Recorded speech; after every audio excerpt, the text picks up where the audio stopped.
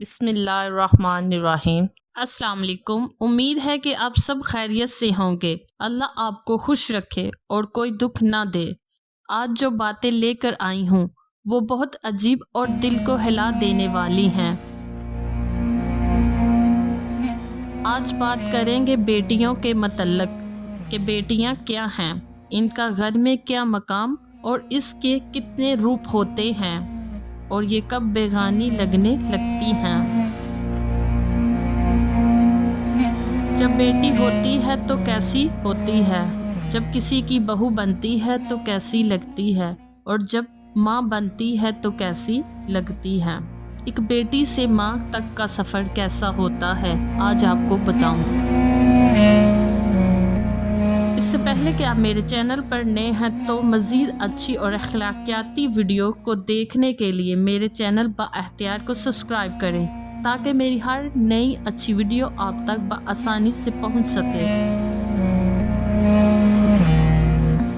بیٹیاں سب کے نصیب میں کہاں ہوتی ہیں، گھر جو خدا کو پسند آ جائے وہی ہوتی ہیں بیٹیاں۔ بابا کی جان ہوتی ہیں بیٹیاں، گھر کی رونق ہوتی ہیں بیٹیاں۔ اسلام سے پہلے کم عقل لوگ بیٹیوں کو زندہ دفنا دیا کرتے تھے، لیکن جب اسلام آیا، اسلام نے بیٹی کو ایک مقام دیا اور بتایا کہ بیٹیاں رحمت ہوتی ہیں، ان سے محبت کرو، عزت کرو۔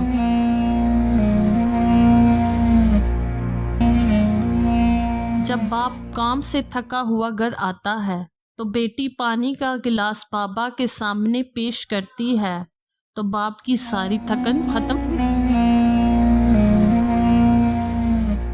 اکثر معاشرے میں دیکھا جاتا ہے کہ بیٹے باپ کی جائیداد کو حاصل کرنے کے چکروں میں رہتے ہیں، مگر بیٹیوں کی جائیداد تو باپ کی محبت ہوتی ہے۔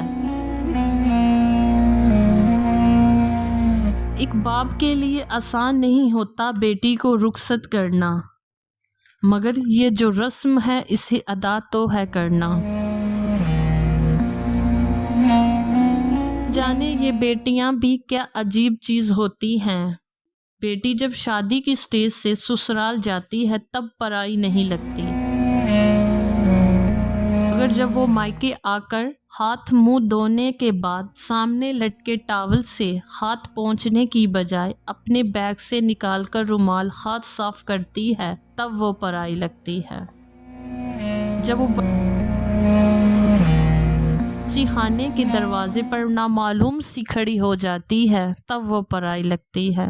جب مائکے آ کر پوچھتی ہے میں واشنگ مشین چلا لوں تب وہ پرائی لگتی ہے۔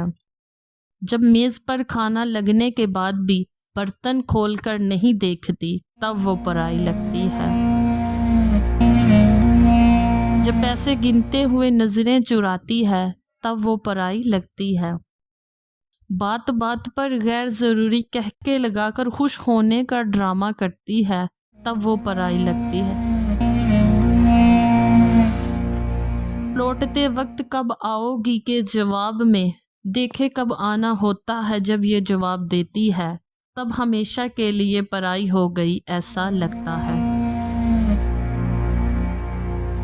لیکن گاڑی میں بیٹھنے کے بعد وہ چپکے سے اپنی آنکھوں کو خشک کرنے کی کوشش کرتی ہے تب وہ پرایا پن ایک جھلک میں ہی بہہ جاتا ہے تب وہ پرائی لگتی ہے۔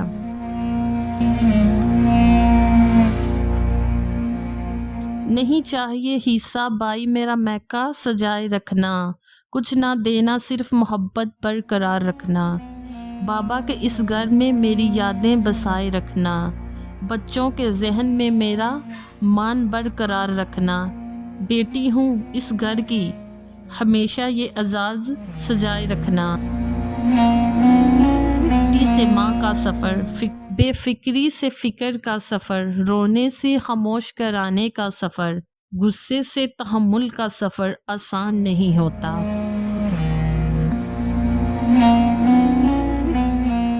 جو پہلے آنچل میں چھپ جایا کرتی تھی آج کسی کو اپنے آنچل میں چھپا لیتی ہے۔ پہلے جو انگلی جلنے پر سارا گھر سر پر اٹھایا کرتی تھی آج ہاتھ جلنے پر بھی کھانا بنایا کرتی ہے۔